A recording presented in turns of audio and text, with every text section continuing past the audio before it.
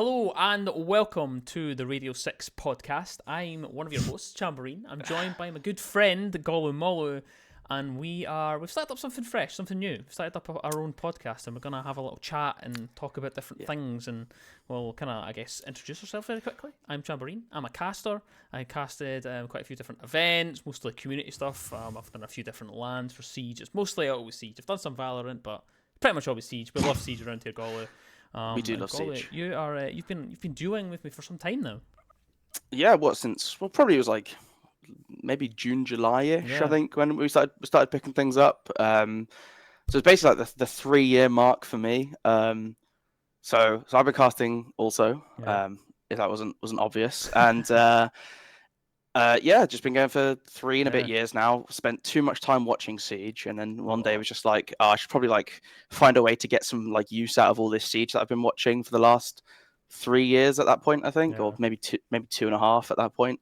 But yeah, it's good fun. You just get to chat about Siege, but this is like a nice little platform where we can ramble and rant a little bit and not have to worry about in the middle of my rambling about random thing, I have missed an entire set of kills and now the round's over. You're on less of a time constraint, which is nice. It's also the content side of things, of course. As his casters, we kind of fit in a really strange point where we're always involved in community stuff, but we don't make interactive content because our voice is the content. So it's always how should we apply it? And I think the podcast is probably the best way. I know there's a couple other podcasts floating around, and we've had a few in the past. So we'll see if, of course, if we can do them justice. I'm hoping we can.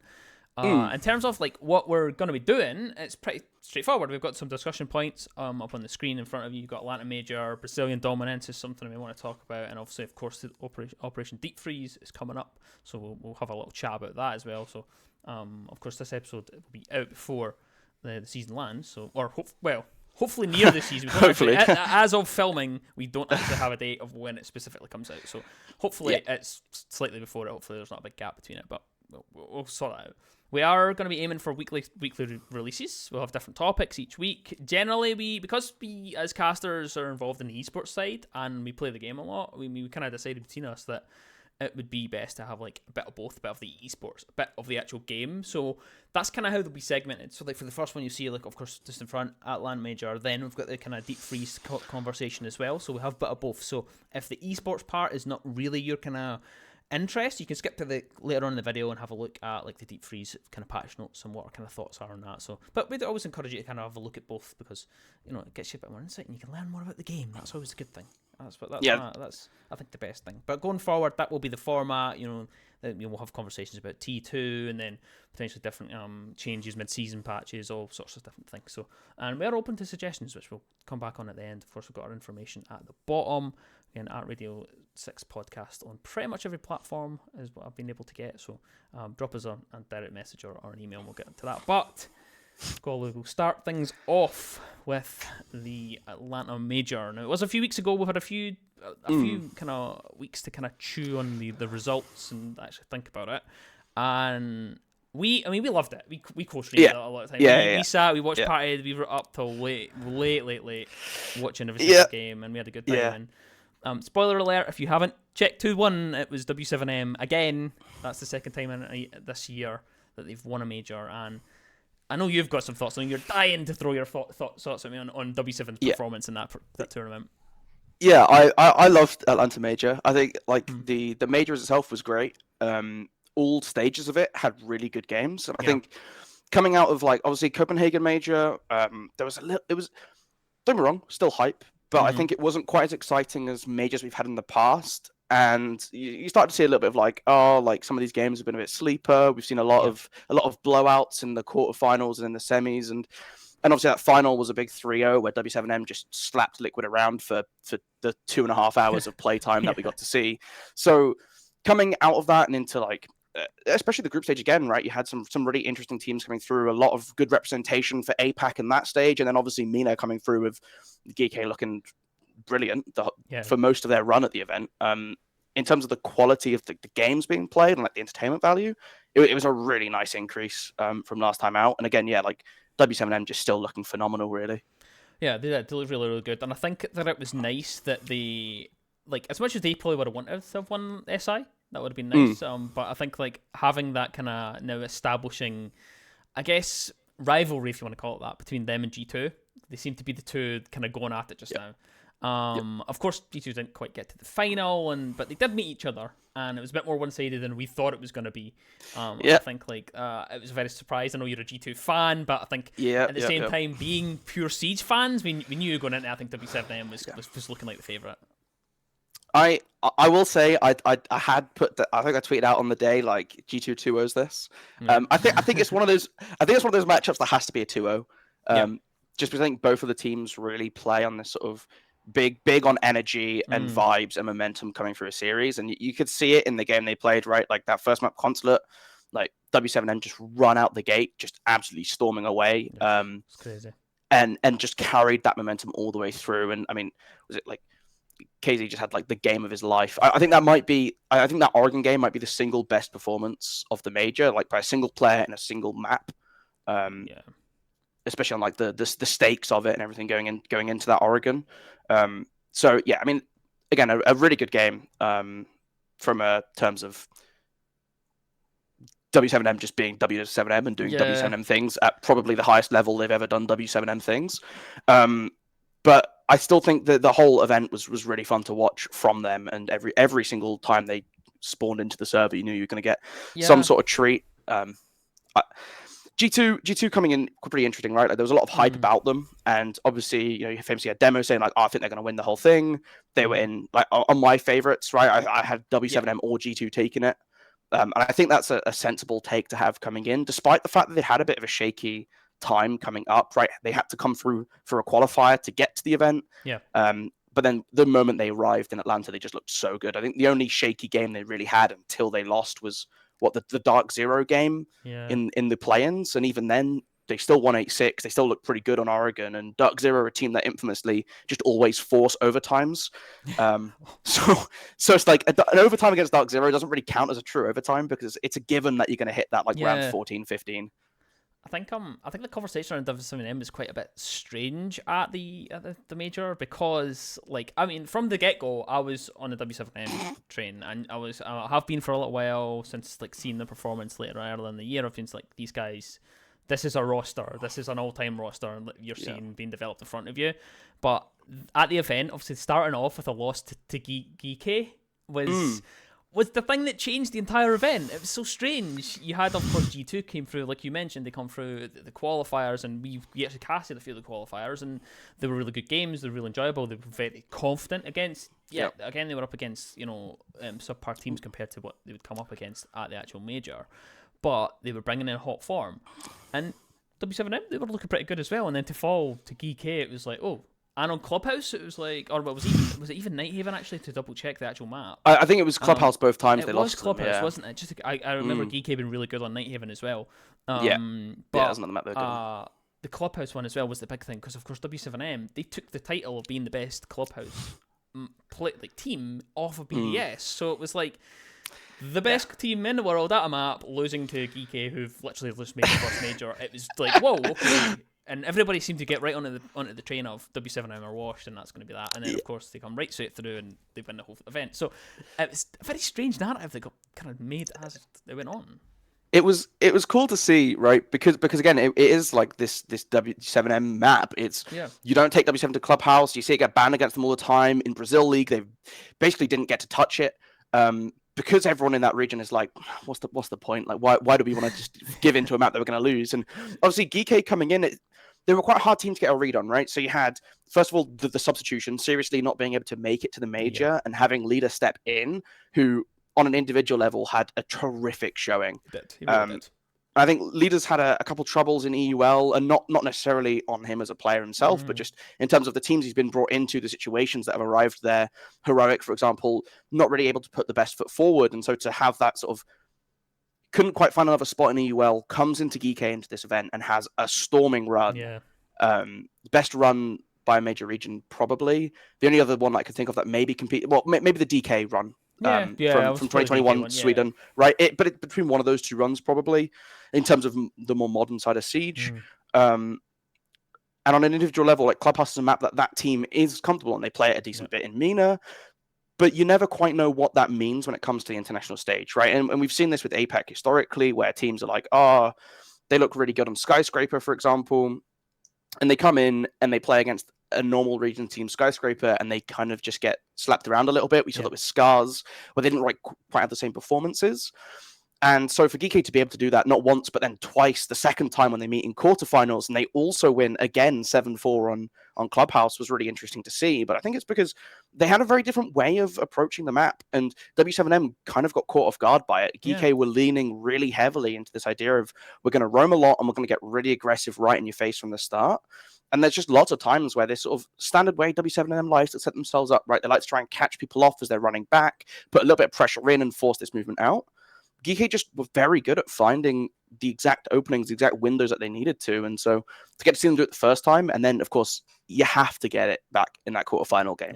Right, as W7M, if you're banning your best map on paper, Clubhouse, against a MENA region team, you've lost the mental game already. You have to bring it. Yeah, exactly. And then they lose it again, which is which is a bit of a strange one. Again, I was like, surely they don't go back there. Surely they just flex their muscles and go, that's just by the by. We're just gonna go out and smash you. And they don't. They lose that map as well, and it was a free map, and it was a really good game. Geeky put up a good performance, but in the end, that third map, that was just it, really.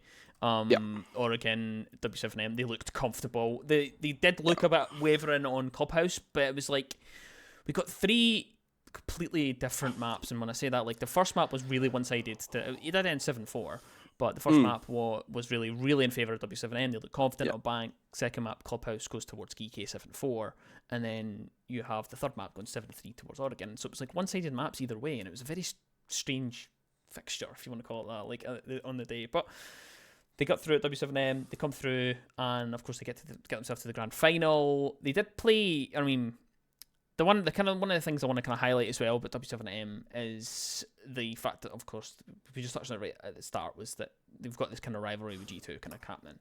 They've met each other a couple of times, and it's going back and forward. I like it. I like this, that it's going back and forward between the two of them. You're not going into it thinking, right, this one's going to win, right, this one's going to win. It's kind of like El Clasico at the minute, is what it's feeling like. You feel like anyone could really take it, and like you highlighted, you feel like they're going to be 2-0 games. The only thing about that is that some players have, unfortunately, like, essentially, I don't want to be rude about it, but they have not, unfortunately, turned up on the stage in different areas. And I think the one that I wanted to highlight in that particular one was the Alamo really struggled against W7M, like, really, and it was the first time, because that whole event, you're thinking, you're getting behind Alamo, he's getting the crowd behind him, everybody was like enjoying him, and he is this big boisterous personality. He's really exciting to watch and really fun to watch, but when he came up with W7M, he just couldn't perform at all. Of course, he's not the only one to blame. There's a lot of issues that what happened with G2, but it's one of those ones that's just so strange, again, especially given that he was the Brazilian up against the Brazilians, and it was almost like on his home turf, and it just unfortunately didn't quite work. But it paints a nice storyline going into SI, I guess. Yeah, it's pretty interesting with the whole G2 side of things, and obviously Alamal cementing himself as a world-class IGL has to be in the conversations for one of the best in the game, and is generally pretty widely sort of accepted that he's the player who came into G2 at the time he did and sort of rebuilt that team's play style to what it is today. And you have to say G2 doesn't look like G2 without Alamal at that helm of the squad. But yeah, it's interesting because his in-the-game performance really matters to him. And that's not supposed to be like a negative thing. Like, it's good that you really care about putting your best into the server, but it's when you can't and when you're not performing at your best, and that starts to affect your mental, where when you're someone in there as a team leader, you really need to be able to hold that ground a little bit and be that sort of anchor for the rest of your team. And I think that's why they sort of brought in players like Uno, and you have Virtue, who also seems very, very reserved in terms of their mentality. And that's going to be really good for them. And I think coming into SI, if they can adjust that, where it's like, look, if one of us is having a bad game, we're not booming effectively, right? Because we saw that at SI. It wasn't every game, every G2 player was just unstoppable. Yeah.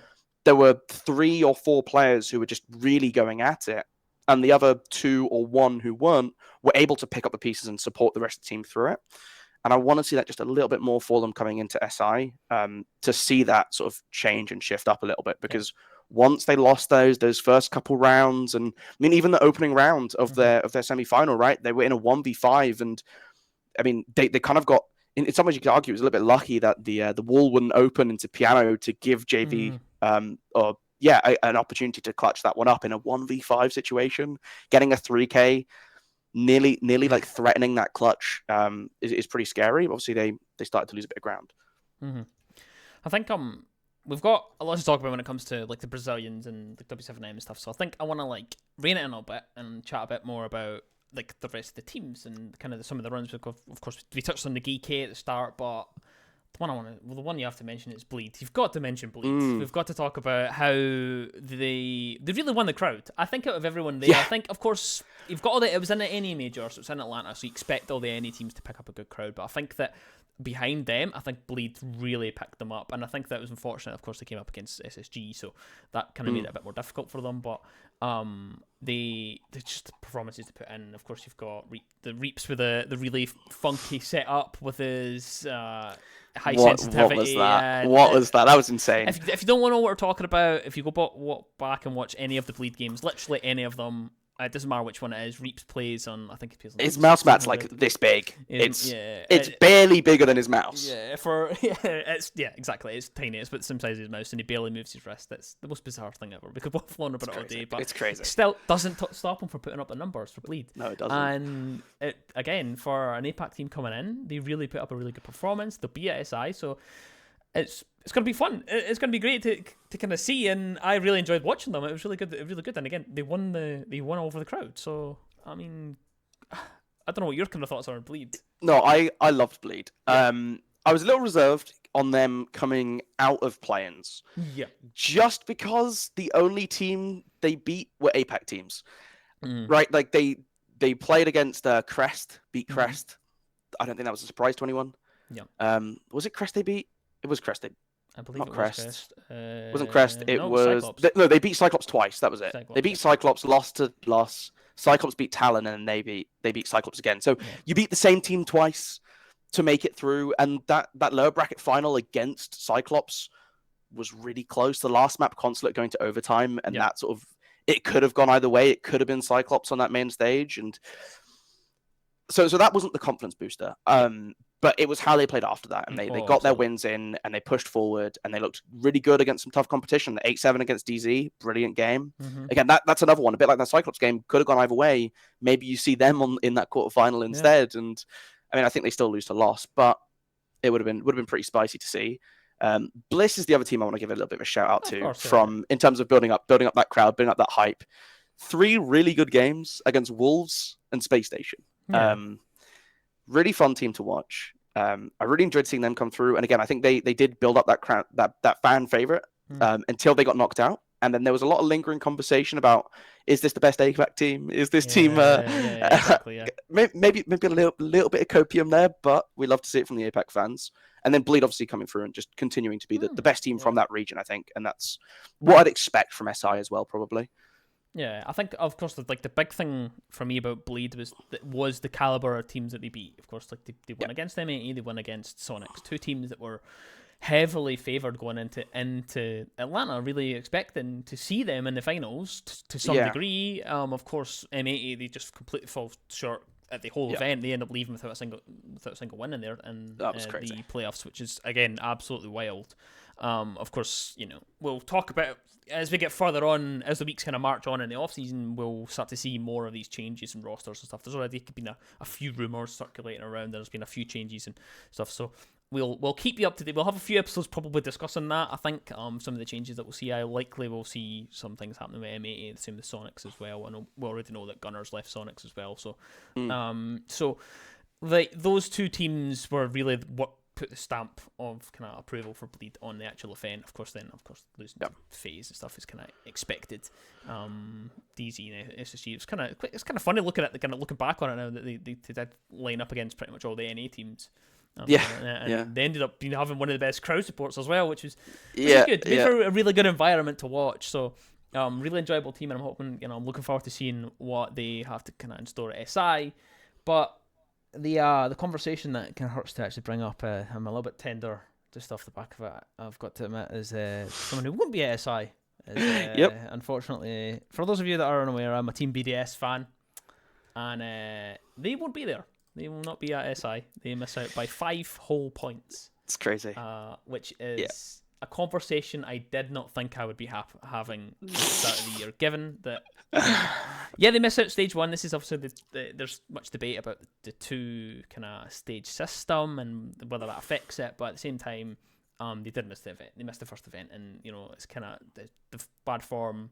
Fortunately, reaps bad consequences. Yes, they won Gamers 8, won a hefty amount of money, but didn't put up a performance in Atlanta to get them to where they needed to be. And unfortunately, they kind of ghosted in the game they needed to win. G2, they got they got the kind of short straw by kind of come up against literally one of the best teams in the world. Of course, currently world champions in that sense. But I mean, it hurts to see BDS not be there, I think. It does. I mean, obviously biased to EU fans here, but I think BDS beat Dark Zero. You can say what you want. They beat Dark Zero. I'm not even entertaining the idea. I think the loss conversations maybe there, right? Loss just had a really good quarterfinal semi, and then unfortunately just didn't quite make it into that grand final, right? They just didn't quite show up in time, and I think you're going in against W7M, a team that you've played in your region that has been on the upper hand of that back and forth every single time, pretty much. It makes sense why W7M looked so strong against them as they did, and I think it's one of the interesting things when you see at international events teams from the same region play each other, and I think in terms of teams like BDS, that's one that was really interesting for me. Is that they looked pretty good against other EU teams, but they somehow just couldn't quite push it over the edge when they really needed to, which was a shame that they caught G2, and obviously G2 came in and looked really good. It was a long game. It was a long game, to be fair, but you can't take that away, right? You got to be able to win out maps, and getting 7-5 and then hitting overtime. I think it was. It's unfortunate, but it's not enough. Yeah, it is what it is. Of course, then the ball falls into Loss's court, and Loss, they needed the points as well, so they wanted to. They were kind of on the bubble at points and stuff as well. They were it was really kind of up in the air the way it worked. Like, there's a lot of teams that might make it, might not make it. I mean, this is again the two stage system kind of made things, but Loss just decided, you know what, we're going to go all the way through. It doesn't matter. Yeah, we're just going to go straight through at the final and get as much points as we want. So the conversation's not even there to be had for them. The skyscraper against Dark Zero was insane. Incredible. Dark Zero just turn up. If I remember correctly, Dark Zero picked skyscraper as well. As far as I know, yeah. And it's just so you're starting on attack on skyscraper, and you 5-1, and then close out the game immediately on your defense. It's just it's one. Beautiful stuff. Definitely a highlight. So good. If you're looking for, if you're kind of wanting suggestions, they started on defense, didn't they? But if you want suggestions for what games to go back and watch, 100% Skyscraper. Loss's Skyscraper is outstanding. Clean, clean. Yeah, perfect kind of word to kind of describe it. Some of the setups they had, the Mira setups as well. Some refreshing kind of different things that we've seen as well. But it was wonderful to watch. And Loss were kind of the one that people were surprised to get through. Of all the Brazilian teams, they were like, okay, Loss are decent, but they're not the team we expect. FaZe coming as the number 1 seed, and FaZe obviously beat Space Station, and what was kind of a dramatic, I think a more dramatic match than what it probably should have been. Oh yeah, well, I've got some thoughts on the series. It's a spicy series, I think.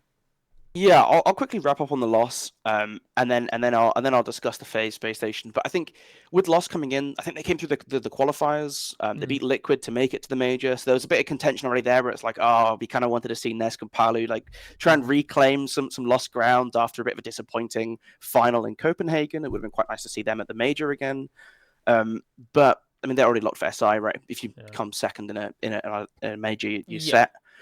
I think they just, especially their start, never looked confident.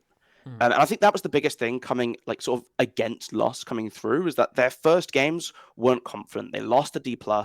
They had a pretty mediocre game against Scars. And Scars ended up going 0-3 out of the event. Scars didn't win a map as well as M80. So you're coming in, you're looking at them like the caliber of players they've been playing against, or teams they've been playing against, the quality of their own performances. But it ramped up as it went on. And then they had a really good game against NIP that went really long, but they pushed it over the edge. And then coming into that quarterfinals with that momentum against them, they obviously started to really pick up pace and look really good. And it's a case, again, of just peaking at right times in these events. And if you have a really good run, you can sort of put a lot of these conversations to bed. We're just like, look, we might have had a bit of a stumble at the start, but now we're on our top form, and we're just going to roll through NA, which is always lovely to see. The phase Space Station, I can't remember how many times I must have complained to you in DMs where it would be like 3 a.m. and it would just be like, hey, Chambourine, so-and-so has said that Space Station Gaming is going to 2-0 phase. Please, what are they on? I think this is one of those things where I understand the purpose of predictions. I get it. It did annoy me how much pandering there was to Space Station in this matchup. And I think it will lead on to some of the conversations we'll have later on in this episode, but FaZe are the first seed coming out from Brazil. They are a team which has historically been incredibly consistent. They've placed decently well at most of the majors. They came second in Berlin. That game literally ended on round 15 of map 5 to Yokai. They could have won that game. They could be two-time major champions. They won, obviously, in Sweden in 2021 when they beat D+ in the semi-finals. Again, another game that came down to literally round 15 of the last map of the series, but they won that major. They looked really good. In their home region, they beat W7M in that final. And I think they're a team that stylistically matches up very interestingly into W7M, which is why, on a personal level, I really wanted to see that as the final. I think for a lot of people, I think that was the kind of disappointment, I guess, with Lost getting through. I think about it. Lost, we like to kind of, it was more of the underdog of Brazil getting through. I mean, you kind of knew going into that final that it was going to be one-sided, and it was, stat speed for themselves. It was 3-1, and W7M looked really comfortable, like seriously comfortable. So, we talked about how clean Lost were on Skyscraper against Dark Zero. I think the second contender for if you just want to watch teams performing at the best level and dumpstering their opponent, Chalet in that conversation might be the best Chalet performance we've ever seen since the rework, and probably even on old Chalet, because let's be real, like teams were not at the level they are now. So I'll stand by it. Probably the best individual Chalet performance in Siege's history. So clean, so good. W7M are a very well-refined team, especially on the attack, which I think is going to be really important for them going forwards. And I think it's why they're seeing a lot of that success. Oh, absolutely. But again, the whole Lost thing, right? They pull off the upset against FaZe. They had that momentum going in. The crowd loved Lost. The Atlanta crowd loved them. And again, it's partially because of this whole sort of anti-Brazil, I'll say. And obviously, W7M, they're the favorites. Lost. Sure, they're a Brazilian team. Sure, they just kicked Dark Zero out of the major. But the NA fans, their memory's too short. They'll forget that by the time it's relevant. And they really backed them. And I think we saw Loban the most of all of them, right? Standing up, getting that crowd engaged. Only matched by JV92, who seemed to love telling the crowd to shut up. Yeah, exactly. And it did it so effectively. And this is why I'm so excited going into SI. The Brazilian. It's so good.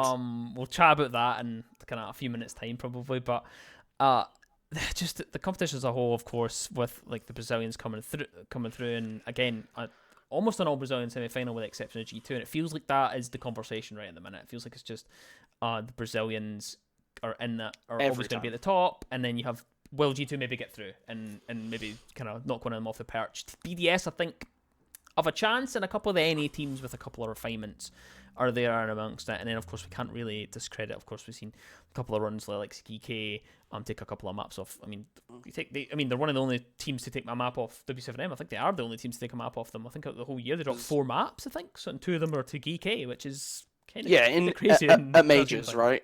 Because they dropped 1 to BDS in, was it BDS they 2-1'd in the semis? I think so. In Jönköping, and then they dropped 1 map in the semis at Jönköping, and then they dropped 1 in the final to Lost, and again the 2 to GK. So insane run at internationals. Just dominant really the whole way through, and again it comes down to this, like we've just seen this for a while now. Brazil at these majors, just by far and away the most deep region in terms of the quality of the teams. I think that leads us nicely into the kind of next part of the conversation we wanted to have, which is genuinely just the Brazilian dominance we're seeing. It's as simple as that, and it's a kind of source of frustration for us as like I guess like I kind of classify us as like Siege purists. We just we've got our teams that we're like we like fancy. Like you're a G2 fan, I'm a BDS fan, but we like the stats, we like the kind of pure Siege, and it was a very frustrating event to actually watch. We know that there was a bit of bias. It was a bit biased in being in Atlanta. Of course, it will be. It's an American event with American teams. Teams are going to be against it, and the Brazilians are very much the villain at the minute because of that. They haven't had their own event, so they're always coming into other regions and basically just annoying teams. That's it. They just get on stage. You know, every single player, doesn't matter what it was. They just beef everybody. I mean, of course, Alamo and G2. You've got they're just always riling people up, and it leaves a sour taste in the mouth. Makes it's a bit of a tender point for everybody. But us at Siege Purists, we're looking at it like these are just the best teams. Love it. We absolutely love it. The content's there, but at the same time, they step onto the stage and they put up a performance every single time. Especially in the final, when we watched W7M, it was a very frustrating kind of conversation on Twitter that it was a boring game to watch, which it very much wasn't. If you're watching Siege and you want to see how Siege is played, perfection. And that's why, like, you bring up a great point. The Chalet map is one of the best maps I've ever seen.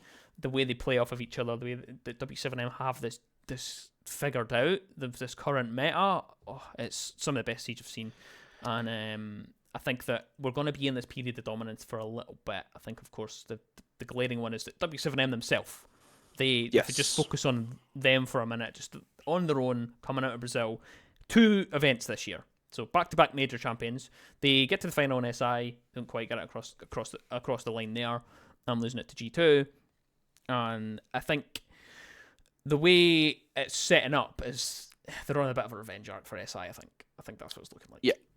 I think that like that is going to be the biggest storyline, the biggest narrative coming into it is, can they complete the Grand Slam? Can they finish the whole year winning everything? And crazy. I have to be honest, I hope they do.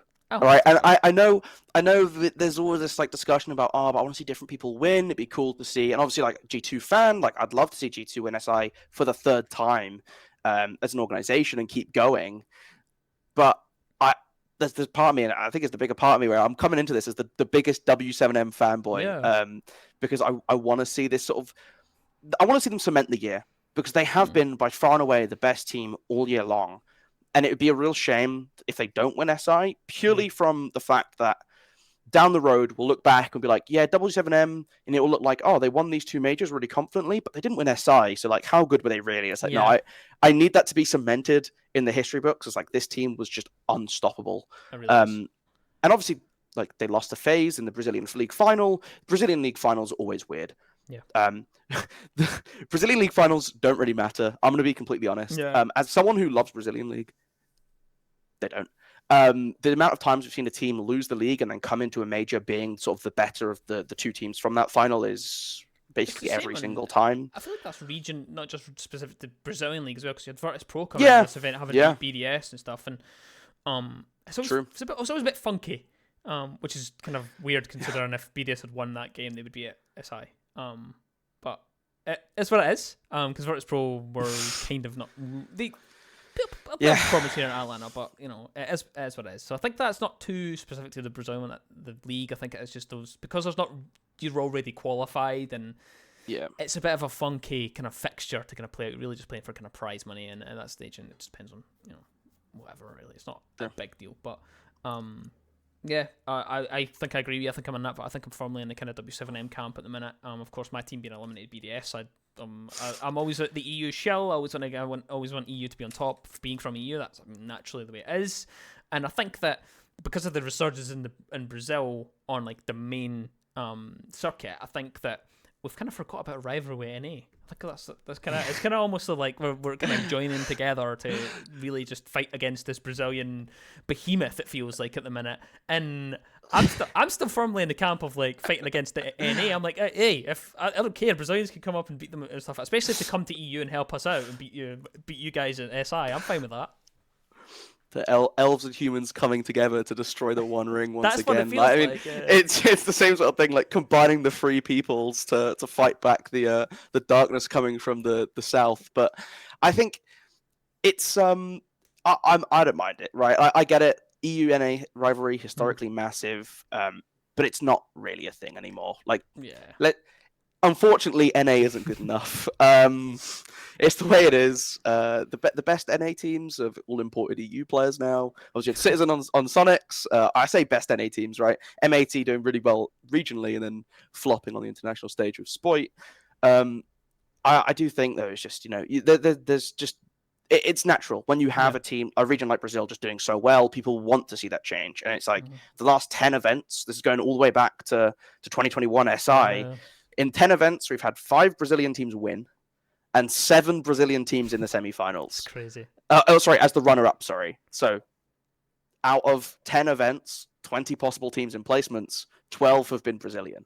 So there's not really a lot of spots open up to the rest of the regions, and you're not seeing APAC, MENA making these runs to the finals. So, of course, that leaves the opening spots to EU and NA, and we've had some different wins in there. TSM have won events since, Empire, G2, BDS, and Rogue, obviously all winning last year, but we've had this sort of stint, and it's interesting for me why, like, I think it's an interesting conversation, is that despite the fact that, for example, last year we had the run of Rogue won Berlin, BDS won Jönköping, and G2 won SI, it always felt at these events that it was, I mean, all of them won in a final over a Brazilian team. So it was FaZe, Liquid, and then obviously W7M in the finals. But the depth of the region was never always there for EU. Like Berlin, Rogue were the big EU team coming through. Jönköping, it was BDS, the big European team coming through, and then obviously G2 with the win. So even though you have this year of Europe winning everything, it still feels like Brazil probably is the best region at that time.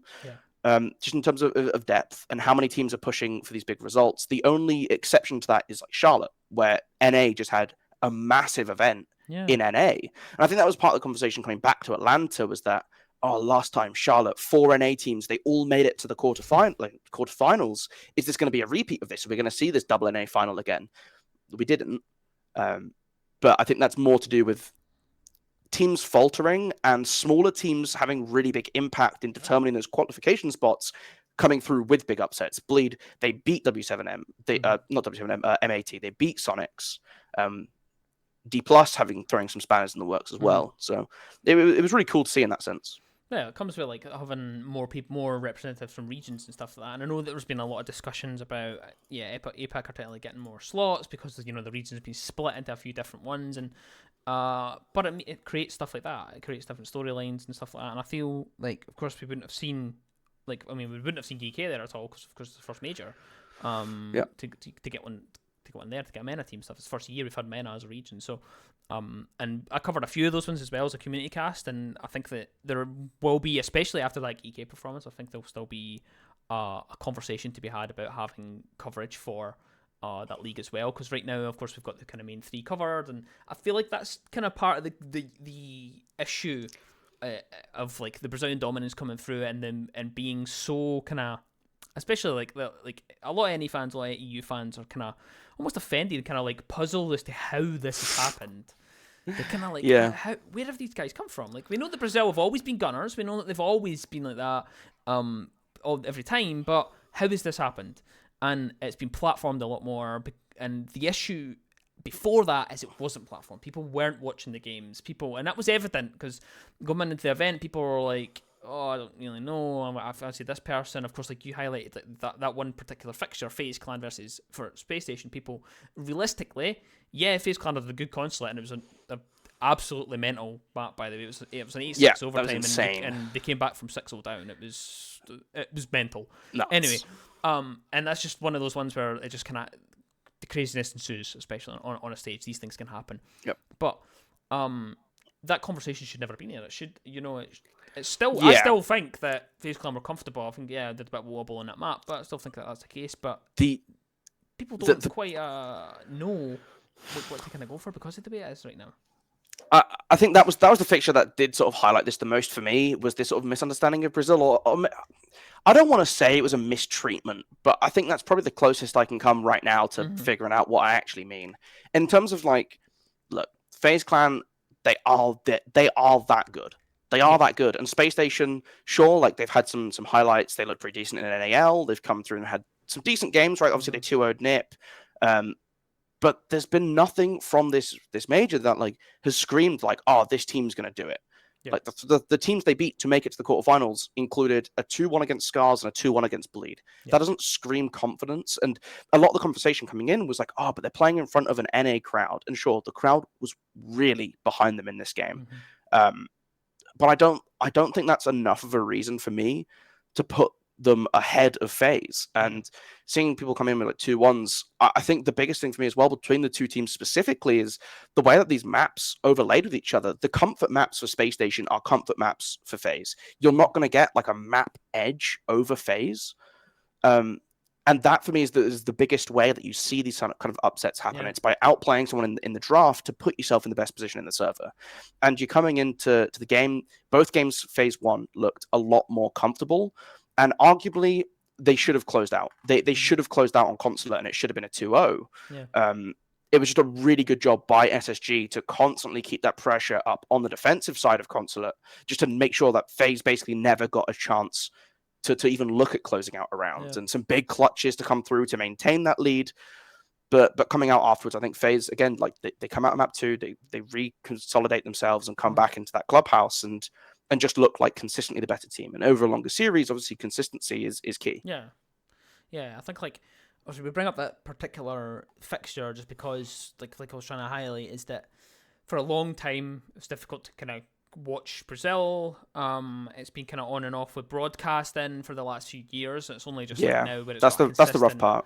It's got a consistent team behind it. I know Grace covers some. I know Grace is a real close friend. I know that she covered some of the casting for it.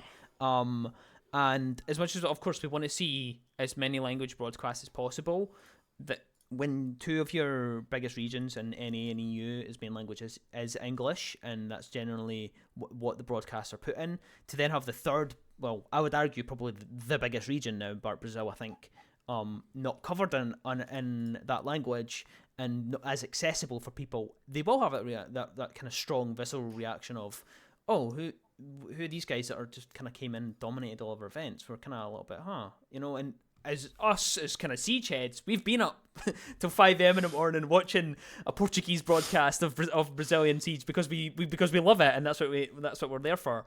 And I like now that we now have, obviously with Blast coming in, splitting all the regions up, giving everybody their platform. That's like the way to go forward, and I think that it'll kind of close that gap coming into the year, and people will start to be a bit more kind of like, oh well, actually, I think Brazil might be the best region here, which I think they truly are. I think at this point, I think it's been interesting specifically this year in terms of that the broadcasting for Brazil, because I think it has gotten a lot better.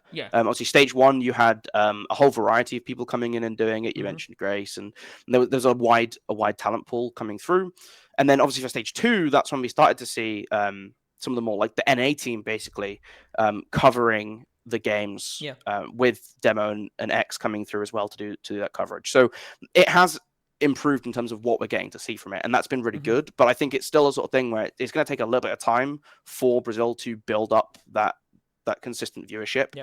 And it's obviously always going to be an awkward one because that viewership is tied between both an English and Portuguese stream, where the majority of people are going to be Brazilian or Portuguese watching in the Portuguese language because why wouldn't you? Because also so hype.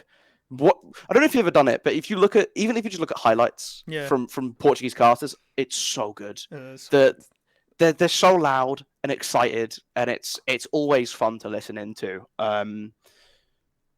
It's just the next level stuff with the Portuguese casting, but it's good to have that coverage in English, and we're getting that more. And if that continues through next year, like it should do, I think we'll start to see that popularity pick up, and I think that's when we start to see the mentality shift of like people coming in as a viewer to an event having a little bit better understanding what to expect from teams. And obviously big results at majors help to do that, right? You have 3 teams in the semi-final, you go home and you sat there, and when the next league kicks off, I mean, especially if we have a good run at SI as well, if W7M come out and win SI and we're looking at like, I don't know, FaZe and Liquid having good runs as well, you then go, oh, well, I want to see a bit more of these teams. Like this is really fun to watch them. I think Brazil is the most fun region to watch on it, like personally. Just the speed of the game is faster. Teams are a bit more decisive. It's good laugh. Yeah, I always like hate having the conversation about when it comes to language and stuff like that because, of course, you want to have people having access to their their siege and their kind of like teams and broadcast in their native language. But Yep. of course, when the circuit is ran, I guess, in if you want to kind of call it that, in English, and the events are like hosted in English on an English stage, and that's kind of the way that they run it. It's one of those ones where you want to be making sure that they have that coverage as well outside of it. And I think that's an important thing to go forward. And like I say, I mentioned that Blast have separated out all the regions. We've got, of course, like Korea League, Japan League. We've got all the different regions when it comes to APAC. Everyone's getting their own kind of coverage as well. I like that we have everything, and that, you know, essentially everything at our fingertips, and we can kind of go in and go, well, yeah, actually, I like this team. I like this region, and start to develop more of those storylines between kind of inter-regionally, and then not just always have the conversation as what it used to be EU versus NA, and now it's kind of essentially, you know, an amalgamation of EU everything and NA trying to fight against Brazil, like what we kind of highlighted. So I think we're on the right track. I think it's getting better. I think people are starting to warm up to them, especially given like the reaction to like loss and stuff in the final. I think that will live on, and people remember that team kind of going, oh well, actually, yeah, like we did kind of get behind them. We did kind of enjoy watching their siege and stuff. So I do wonder what happens at SI, right? Because obviously in Sao Paulo, in Brazil, so we've had a lot of these stages where it's been the crowd against these Brazilian teams. It's been against FaZe in Berlin. It was massively against FaZe in Berlin. I think there was someone, I can't remember where it was said, but apparently like FaZe were basically saying that in their final, obviously all the Brazilian teams made it to the quarterfinals, but all got knocked out. Yeah. And they all were sort of hung around because it all happens over one weekend, right? So if you're in the quarterfinals, your flight is booked for the end of the final. Yeah. And so they're sat around, and there's just this small puddle of like Brazilian teams and players and like staff who have been knocked out, who are all sat right up at the front. And apparently that you could hear them screaming their support for FaZe, which, you know, FaZe have come out and said like that did boost our confidence, that did keep us going in that series. But the rest of the arena was screaming for Rogue. Yeah. And I think that crowd might be in recent history sort of the best from an entertainment perspective. Like they were like deafening out the casters on the streams and things, and it was crazy. But I do wonder, now you come into Brazil, the fan base is loyal, the stadiums are going to be packed, like they are. It's going to be so loud. They are. I mean, I've not heard the conversation around it. I need to look at the kind of statistics as to him, like the sales and stuff of like SI. Of course, you know, and again, anyone that's tuning in that doesn't know, Six Invitational, it's usually held in Montreal, but not anymore. It's going worldwide. It's going to be moved around. We don't know which regions it's going to be announced. Of course, they announced that a year in advance. So at SI, which is now going to be in Brazil, in Sao Paulo, and they will probably announce where it's going to be after that. I suspect maybe somewhere APAC side of things. I would imagine that's where. Fingers crossed for the UK SI. I'm hoping. Fingers crossed. I want a UK one. I would like a UK one. Would be so fun. Badly. I think the way they do it is maybe like an NA EU event and then SI being APAC or something like that. But that'd be cool. That conversation will come kind of nearer the time. But moving up to kind of coming into Sao Paulo, the Brazilian dominance is plain to see. Having a crowd behind them, I think it's going to be strange. It's going to be strange because a lot of these teams have never played against that. They've never had to do that, especially the likes of like NA have had a little bit with EU and EU have had a little bit with NA, but they've never gone out. I can tell you for a fact, none of these teams will have experienced a crowd like they will experience at Brazil, because the Brazilians are loud. They will make you feel it. If you think that their presence on stage is a big presence and they're loud and they're boisterous, the crowd will really grind a lot of teams down, I think, and I think we will see that. I will not be surprised if you see an all-Brazilian semi-finals because of it. It's one of those ones where it's going to be mad, but also at the same time, to see Alamal fully on a genuine villain arc would be kind of fun as well, because of course he's essentially the betrayer, isn't he? He's moved across the EU, he's in G2, and they're going to be booing him even more if he's up against the Brazilian team.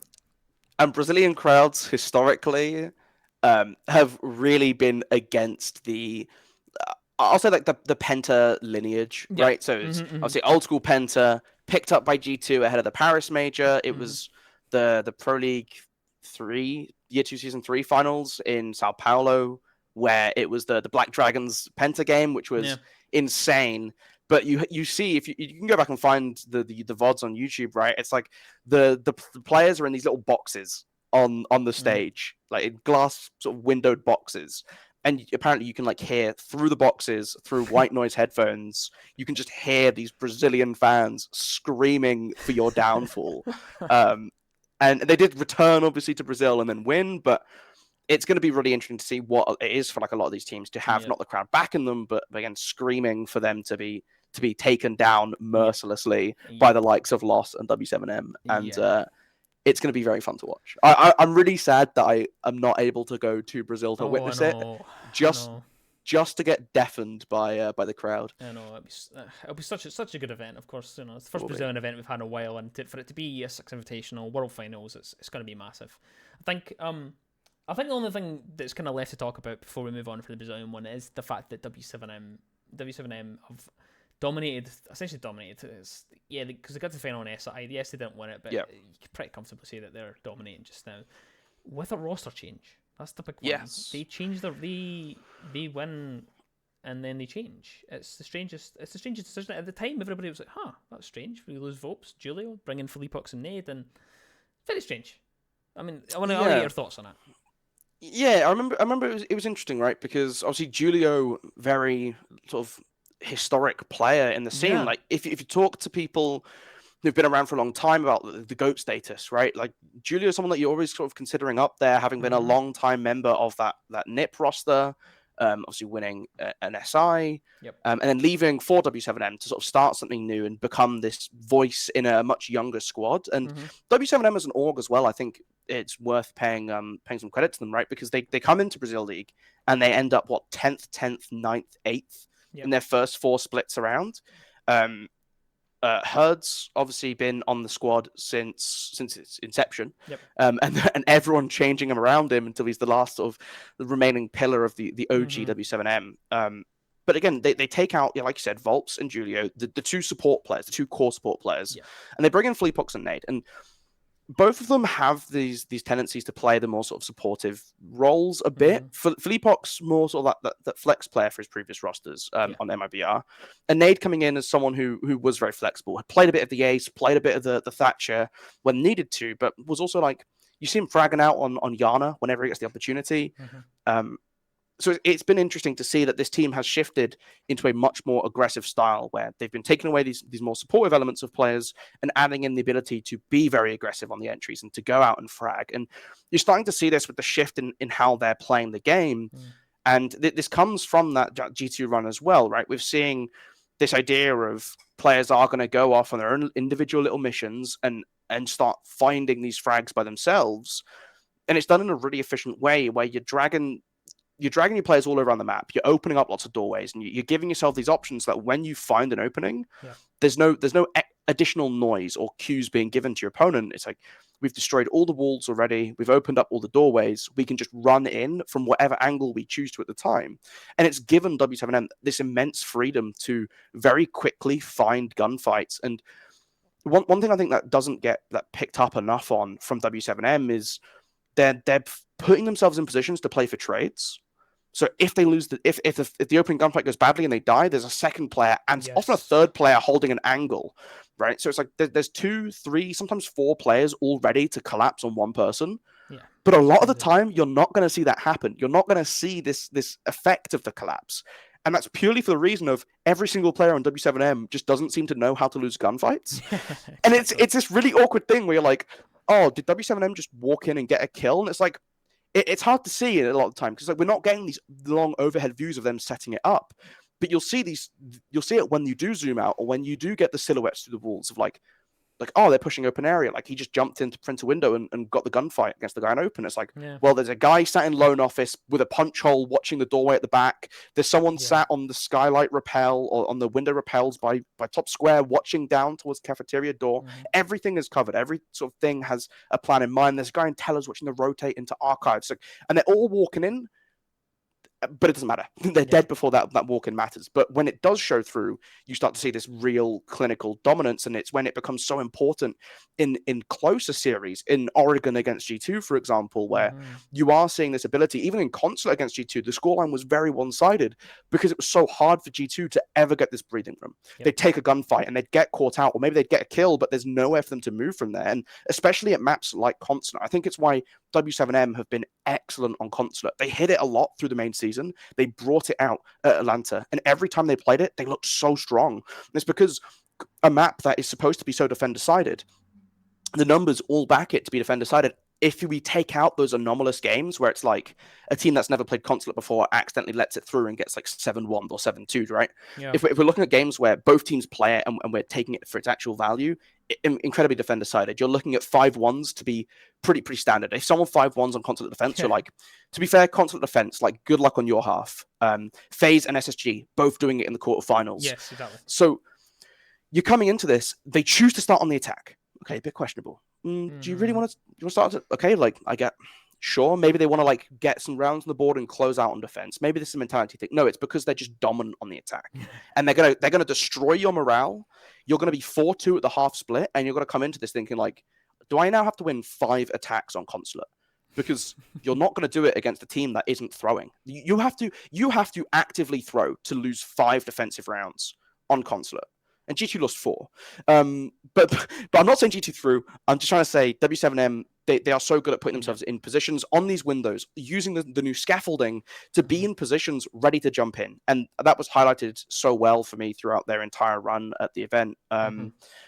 It was the Lost game in the final where you're seeing Lost try to change things up. They bring out a clash on top floor in an attempt to try and slow down these pushes around yellow stairs, and it just doesn't matter because there's 3-4 angles all being used. The understanding of verticality to impact sort of the movement of defenders, and not just using it from above, but using it from below to look up into sights and sort of bait these movements out from defenders to collect these free kills. That they're by far and away ahead of any other team on understanding how they want to push these tight maps. This is why Consulate, things like Nighthaven as well, they're going to have, I have good faith in them. Despite the fact that they didn't really show Nighthaven either, I have good faith in them being able to play these out really comfortably. Yeah, I think that's why we wanted to kind of start like this kind of podcast as well, is because like the conversations around it are just very much... they are biased, let's be honest. They're biased against the Brazilians. We've talked about a couple of times, and it's very much people are just kind of reluctant to accept how dominant they are, how successful they are. And now we go into the event floating the word dynasty to teams like G2. Said it. We come out. It has to be said. We come out of the event, and now we're floating the word dynasty towards W7M. I personally don't think it's just enough yet. I think 2 majors is big. 2 back-to-back majors, 2 in the same year is absolutely massive. But I think they need that SI to close it out. I think if they close that one out, they get the Grand Slam. I think for me that is the dynasty, and I think there's arguments to be made of, is this the best Siege team we've ever seen? So I'm like this close to giving them the dynasty title. I think a top 3 performance at SI does it for me. I don't think they need to win it. It would be a shame for them to end it losing at that point, at that stage in the event. But I still think it qualifies it for me. Let's be real. The only dynasty we've ever had is that OG Penta into G2 roster. Yes. It's the Fabian, Goga, Eunice, Pengu core with the mixture of KS, Shate, and Kanto all having their go at the seat. That's the only dynasty we've ever had in Siege. I don't think there's another team who's had the longevity or the consistent performances at the top. Right, we've had consistent teams. BDS consistently sort of around since they rise to fame. Right, obviously since they became good, they've stayed good. FaZe Clan, obviously, again, a team that's always at these events, always putting up scores, always making it to quarters or to semis. But they're not winning enough. Yeah. And W7M have been at the top for a decent chunk of time now. Obviously, second place at SI, into 2 major wins. I think we can probably say this is their era. I'd be willing to give them the era. It's the W7M era. To cement it as a dynasty, they just need that one little bit at SI. Yeah. And then I'm happy to give it to them. Top 3, I'm happy to give it to them. I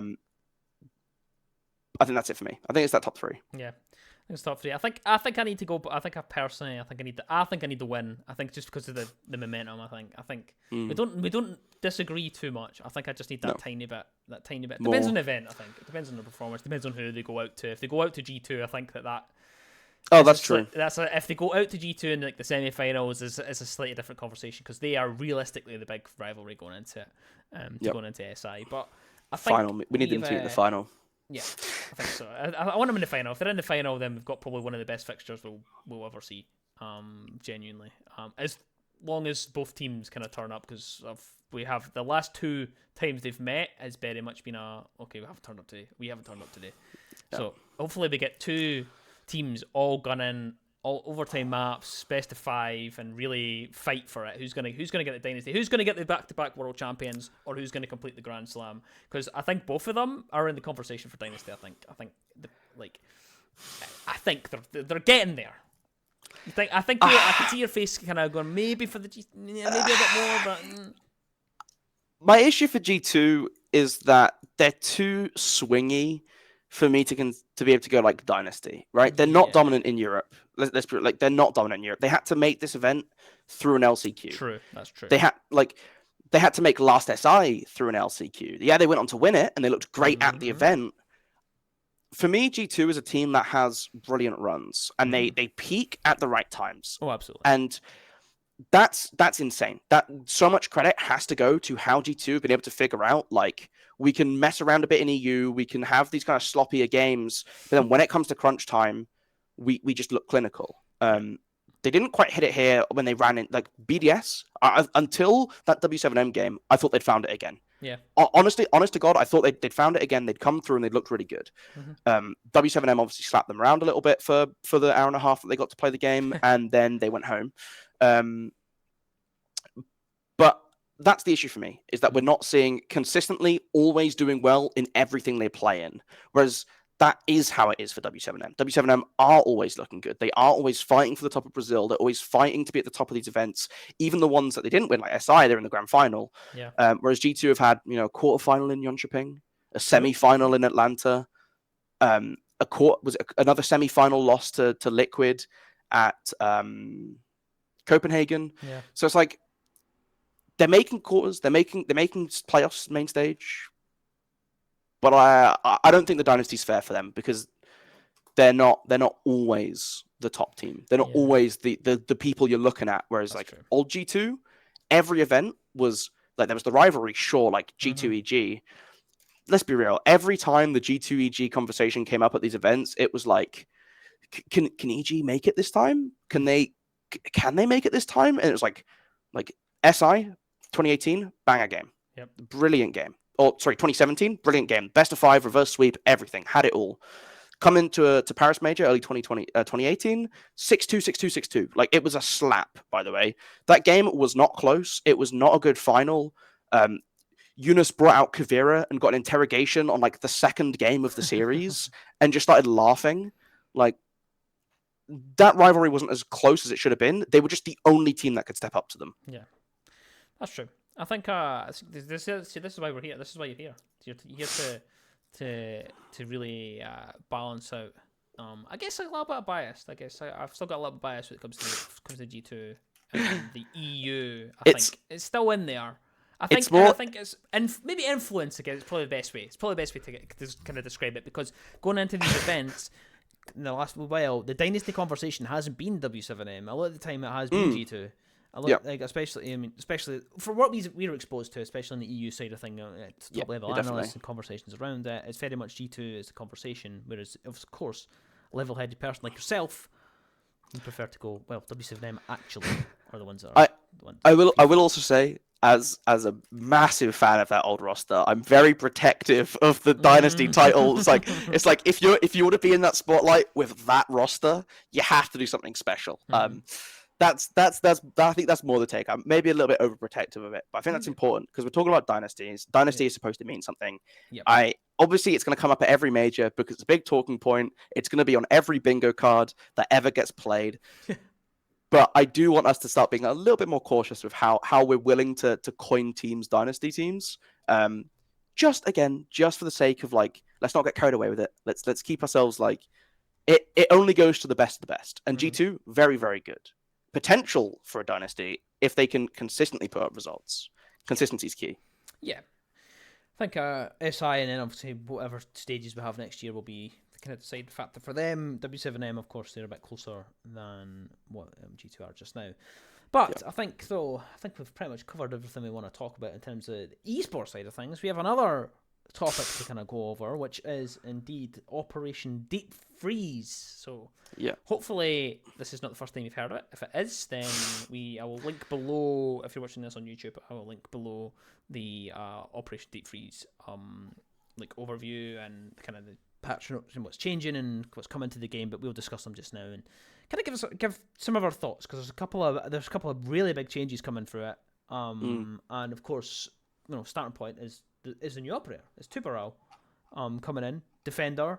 The Zoto canister is his gadget, and a pretty good loadout as well, of course, just to kind of cover his actual kind of... So dumb. What he has is the primary weapon, the MPX, which is Warden's SMG-11 and Valkyrie's SMG-11, and the AR-1550 caliber, which is Maverick's DMR. So another DMR in defense. The MPX is a great gun, but there's conversations for both. It's definitely up there. Secondary weapon as well, P226, MK25, which is a pistol. I don't know which operator it's coming from. It's the SAS one. SAS one, there you go. Which is not one we see a lot, because of course SMG-11s, so we don't get to see it that much. Yeah. Nitro Cell as well. Again, kind of crazy. So, well, again, there's a lot to be discussed in terms of this. Proximity alarm available, but let's be honest, you bring in the Nitro Cell and health 2, speed 2. So 2 speed, 2 armor. It's a pretty good operator, I think. I think it's going to find a good place in the meta, I think. Yeah, I mean, I'll touch briefly on the loadout, and then we can talk about the gadget more specifically. I think is like the fun way to do that. The loadout is nuts. This operator could have no gadget, Warden, and you'd still see people picking this operator in ranked all the time. Yep. You will see people running around with the DMR, with the MPX, both of them. Valkyrie gets banned, doesn't matter. You have another 2 armor, 2 speed with the MPX that you can run around and headshot with. The Nitro Cell is icing on the cake because, of course, in ranked, having tools that just net you free kills without having to look at an opponent, very, very strong. So I think that overall, Tubarão will have high presence purely off of loadout. It wouldn't surprise me if we get to the mid-season or the end of the season and Ubisoft do turn around and say, okay, we are actually taking away the Nitro Cell. I think that would synergize better with the operator gadget to maybe have like an impact instead. I could see a shield being like, I could see this being an interesting operator to put a shield on. Yeah. But again, I think shields have to be careful not to give too many out for the same reason as frag grenades on the other side of things. You don't want to give too many out. You don't want to make it too accessible on operators who are already very strong. So who knows? I could see the Nitro Cell staying, but I wouldn't be surprised to see it go. Yeah, well, I think it kind of leads us nicely into the actual gadget as well, because the Nitro Cell's there because it can be paired with the gadget. Yep. So naming the gadget Zoto canister, nice, simple, easy one, especially for casters. It's easy to say. Some of the names for some of these casters, like the FNAT Dreadsmine for Fenrir, not fun to say on cast to try and get the full one out. You have to try and condense that and make sure and hope that people know exactly what you're talking about. So Zoto canister, it's very straightforward. You can throw it. It slows down enemies. It's of course comes in line with the name of the actual season, Deep Freeze. It freezes things. It's very simple. It's not one of the kind of more intricate gadgets. It's simple. You throw it at a surface, it'll freeze any devices within its actual radius. So, and when we say freeze, essentially just pauses their deployment and kind of prevents any other usage. So that is applicable to both the defender gadgets and the attacker gadgets, which is the interesting point, because the main usage is realistically it's breach denial, isn't it? It's to deny hard breach. It's to deny hard breach gadgets, whether it's your exothermic charges from thermite, whatever one it is. It'll pause that in its deployment and make it a bit of a pain, and maybe give you a chance to get that bandit trick going and stuff like that. Yeah, I think the biggest thing with the gadget is how flexible it is. There was obviously the clip going around during the major, which was quite a fun clip, but it played a lot, which would be my only criticism of it, is that I feel like in between every single map, we got to re-see the sort of teaser, as you'd call it, where it was talking about, oh, these are some things that you might want to keep an eye on for how the new operator is going to interact. And the new operator basically was going to interact with traps, hard breach, explosive utility. Everything under the planet seemed to matter to the new operator, and it kind of does. So yeah, it freezes anything within a radius and on the other side of walls. So immediately thinking, hit a thermite exothermic. It's going to pause it. I think it's for 12 seconds. It might not be that long. Is it 12? I don't actually know what the full time is on it. Um, I'm trying to have a look around in the patch notes, but I don't have yeah, one. I haven't been it's on not in the patch notes itself. Yeah. I'm checking the wiki now. Actually, maybe it'll be on the wiki. But it's I think I remember hearing something like 12 seconds. But either way, even if it's something like 10, it's a decent amount of time that it gets frozen for. Yeah. And you can reactivate whatever gadget. It's not going to destroy it. It will still be there to go off after the freeze comes through. And you get 3 of the canisters. So in theory, if you just want to lock down a wall for 30 odd seconds, you can just throw canister after canister and lock out a thermite. For a good bit of time, it will put an importance on getting these breaches open up earlier on, and especially for things that come late in a round. Like if you get down to the last 30 seconds of a clubhouse basement push, and you still got a tuber out, and you have to open that moto hatch, well, you're going to be a little bit screwed because they can stand and throw just these canisters up and stop that Habana from going off in time and leave you to like maybe 5 seconds, maybe just time you out completely. It also will turn off anything that's in the proximity. So that's attacker and defender. If you have a Claymore, they can throw an air jab, Claymore or air jab. They can throw the Zoto. It will freeze it temporarily. They can sneak on past it, and then you won't hear unless you can hear the sound of the freezing. If you're close enough, you're not going to hear it. And I'm telling you right now, we will see a Macy J clip where he gets a flank clutch by throwing a Zoto canister at an air jab or a Claymore, specifically on Cafe Red Stairs. I'm calling it now. But I think generally it's going to be really interesting to see. But it will also turn off defender gadgets. Yes. It will turn off cap cans. It will turn off Legion goo mines. It will turn off frost mats as well, which is one you have to be very careful of. But linking back to nitro cells, it will turn off nitro cells. Yes. So it affects players. I'm going on a little bit of time. I'll wrap this up. It will slow down players. So if you throw it at a ground and a player's there, it will create this ice field. You walk through the ice field, you will be slowed down. It will also show your footprints on the floor underneath if it's soft floor. So if you're walking around in master bedroom villa and they throw it at the floor and you're standing on the wood and you stand on the ice patch, they'll see your footprints underneath and they can throw a nitro cell up, blow it up, a bit like a pulse. Mm-hmm. If the nitro cell lands in the frozen bit, it will obviously freeze the nitro cell. And that's where we've already started to see people realize you throw the ice, you see the footprints, you throw the nitro cell, and as the nitro cell's in the air, you shoot out your charge and then blow it up and you get the kill. Yeah. So the moment you shoot it, it basically instantly goes away. So that is something. But it will be interesting to see how that sort of interaction gets expanded upon. Yeah, I think so. When Fenrir came out, so there's a big conversation at the minute with like power creep on the defense. Everybody knows that there's quite a few strong operators. You've got Zami, you've got Fenrir, Solus, that are all really comfortably strong operators. Now, Tubarão, there's been a couple of conversations on Twitter that he's one of the more one of the ones that will change the meta. For instance, like Fenrir doesn't change the meta; it's just another trap operator. Very strong trap, but it doesn't change the way you play the game. Solus did change that. Was a meta changer. That's why she's strong, because you actively have to play. It's a different way you can deny the plant. You have so much more information. It's it's almost like a kind of bootleg IQ on defense. I would argue that it's actually better than IQ's that gadget, to be honest. That's the difference between Solus. That's why Solus is strong. However, these things don't actually translate into ranked as much. They only translate at a higher level. So, for instance, people were kind of conversation of Fenrir absolutely has to get banned. He has to get banned. I think they'll know, or he has to get nerfed even. Has to get changed. But pick rates haven't went up. They haven't been a crazy level. The win deltas haven't really indicated that he seriously needs to be changed. And I think the same thing's going to happen with Tubarão. Because it's an active thing you have to play with, you actively have to bring it and use it for something. I think the only reason his pick rate would be high is because of the actual loadout, like you said.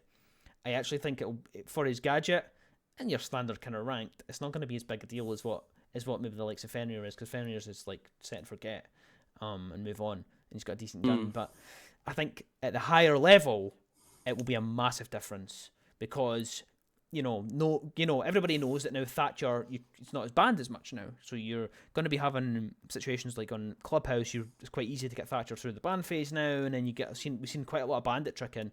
And the major, we've seen quite a lot of bandit tricking just throughout, just in general, kind of the games I've been casting. I've seen a lot of bandit tricking coming through. That's going to be a lot easier now with Tubarão coming through, because you can delay that. Yes, they threw an AMP at the wall, but it doesn't matter because I'm going to delay them even more.